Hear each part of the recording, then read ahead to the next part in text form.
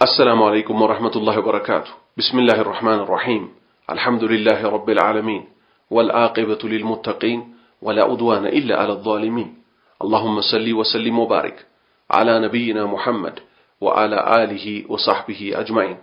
إن شاء الله تعالى زاري من النجاجرو بشوال ورست سلمي صوموت سدستو يسونا كانوش صومي هنا المالتنا.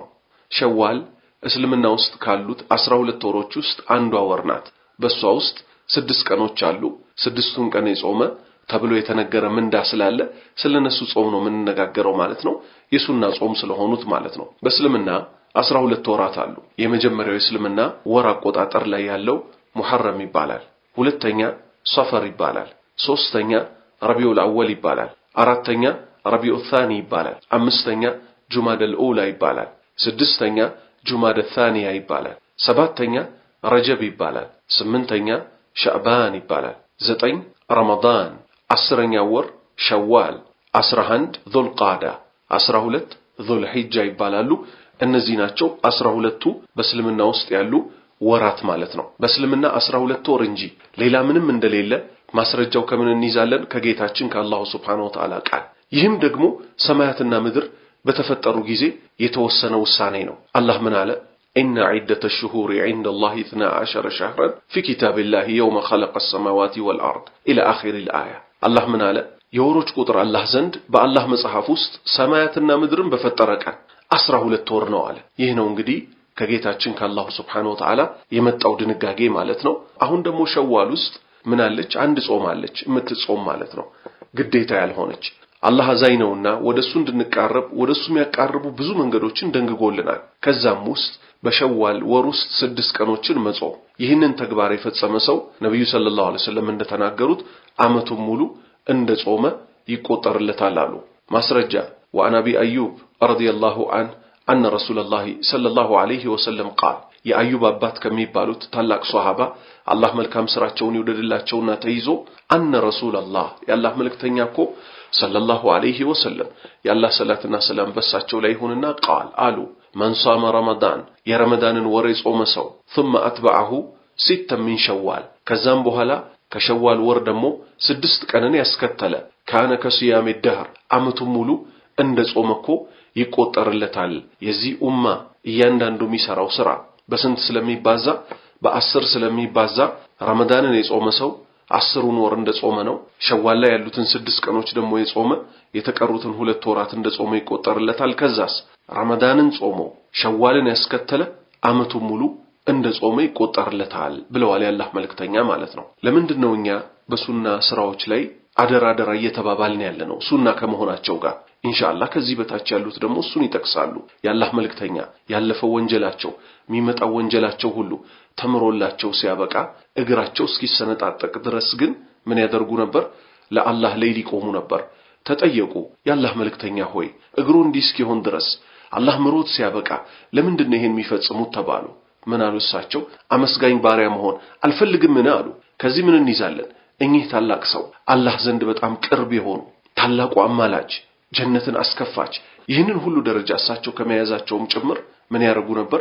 ለአላህ ሌት ተቀን ይዋደቁ ነበር። ግዴታውን ከጨረሱ በኋላ ሱና ሰላትን፣ ሱና ጾምን የመሳሰሉትን ተግባሮች ደግሞ ያበዙ ነበር። አማኝ ከኸይር ስራ አይቦዝንም፣ ሁሌ ይለፋል ማለት ነው። የአላህ መልእክተኛ ደግሞ የአላህ ሰላትና ሰላም በሳቸው ላይ ይሁንና ጀነት 8 በር እንዳላት ተናገሩ። ከነሱም ውስጥ አንዷ በር ሪያን እንደምትባል ተናገሩ። ጾምን የሚጾሙ ጾምን የሚያበዙ ሰዎች የሚገቡባት በር ሪያን ትባላለች አሉ። አላህ ከጀነት ሰዎች ያደርገን። ሌላ ነጥብ ከግዴታዎች የጎደሉት ሁሉ እኮ የሚሟሉት በሱና ነው። የአላህ መልእክተኛ የአላህ ሰላትና ሰላም በርሳቸው ላይ ይሁን እንዲህ አሉ። አን አቢ ሁረይራ ረዲየላሁ ዐንሁ ቃል አባ ሁረይራ አላህ መልካም ስራቸውን ይወደድላቸውና እንዲህ አሉ። ከሳቸው ተይዞ ሊወራ ነው። ቃለ ረሱሉላህ ሰለላሁ ዐለይሂ ወሰለም የአላህ መልእክተኛ የአላህ ሰላትና ሰላም በርሳቸው ላይ ይሁን እንዲህ አሉ። ኢነ አወለ ማ ዩሐሰቡ ቢሂ አልዓብዱ የውመል ቂያመቲ ሚን ዐመሊሂ ሰላቱሁ። አንድ ባሪያ የውመል ቂያማ እኮ ከስራዎቹ የመጀመሪያ የሚተሳሰበው እኮ ሰላቱን ነው አሉ። ፈኢን ሰሉሐት ሰላቱ ከተስተካከለች ፈቀድ አፍለሐ ወአንጃህ ነፃ ወጥቷል፣ እድለኛ ሆኗል።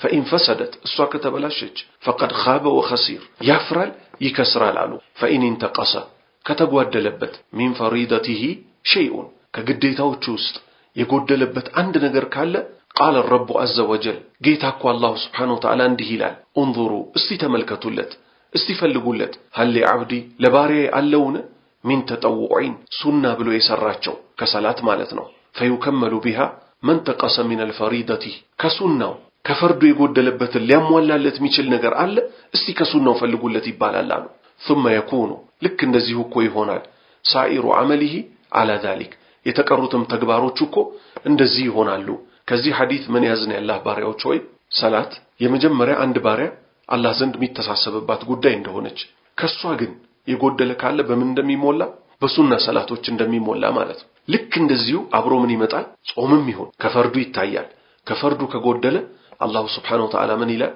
እስቲ ከሱና ደግሞ ፈልጉለት ይያለ ከሱና ምን ይደረጋል ከሱና ጾም ሊሟላለት ይሞከራል ማለት ነው ስለዚህ አላህ ባሪያዎች ሆይ እኛ ብዙ ያጓደልነው ነገር ሊኖር ስለሚችል ሱና ጾሞችን በመጾም ሱና ሰላቶችን በመስገድ ሱና ሰደቃዎችን በመስጠት ጌታችን አላሁ ስብሓነሁ ወተዓላ ሰከራተል መውትን እንዲያገራለን ከቀብር ቅጣት እንዲጠብቀን ወንጀላችንን ምሮን ጀነት እንዲያስገባን ሌት ተቀንኛ ከኸይር ስራ ልንቦዝን አይገባም ከዛሬ ትምህርት የወሰድናቸውን ነጥቦች እስቲ መልሰን እንከልሳቸውና በዚሁ እንጨርሳለን አንደኛ ኸይር ስራ ላይ መበራታት እንደሚያስፈልግ ሁለተኛ የአላህ እዝነት ምን ያህል ሰፊ እንደሆነ ረመዳንንና ከዛም ከሸዋል 6 ቀንን የጾመ ሰው አመቱን ሙሉ እንደጾመ ይሆንለታል ተብሏልና ማለት ነው ሌላ ነጥብ ምን አይተናል ረያን የምትባል የጀነት በር እንዳለች አላህ በሷ ከሚገቡት ጀነተል ፊርደውስ ላይ ከሚገቡት ሰዎች እንዲያደርገን ለነማን የተዘጋጀች ጾምን ለሚያበዙ ሰዎች የተዘጋጀች የጀነት መግቢያ እንደሆነች ተነግሮናል ሌላ የመጨረሻ ነጥብ ያየነው ምንድነው ስለ ሚዛን የሰው ልጆች ግዴታ ስራዎቻቸው እንደሚመዘኑ ግዴታ የሰሯቸው ተግባሮች ላይ ጎዶሎ ነገር ካለ አላሁ ስብሓነሁ ወተዓላ አሁንም በችሮታው ምን እንደሚያደርግ ከሱና የተሰሩትን እስቲ አምጡና አስገቡለት ይሄንን ሊያሟላለት ከቻለ እንደሚልና እጅግ ሰፊ የሆነ እዝነት ያለው ጌታ እንደምናመልክ ልናቅ ይገባናል አላሁ ስብሓነሁ ወተዓላ ይዘንልን ይማረን ይምራን መጨረሻችንን ያሳምርልን ከጀሃነም ጠብቆ ጀነተል ፊርደውስ በሰላም ግቧት ከሚባሉት ያድርገን ወሰለላሁ ዐላ ነቢይና ሙሐመድ ወዐላ አሊሂ ወሰሕቢሂ አጅመዒን ሱብሓነከ አላሁመ ወቢሐምዲክ አሽሀዱ አን ላ ኢላሃ ኢላ አንተ አስተግፊሩከ ወአቱቡ ኢለይክ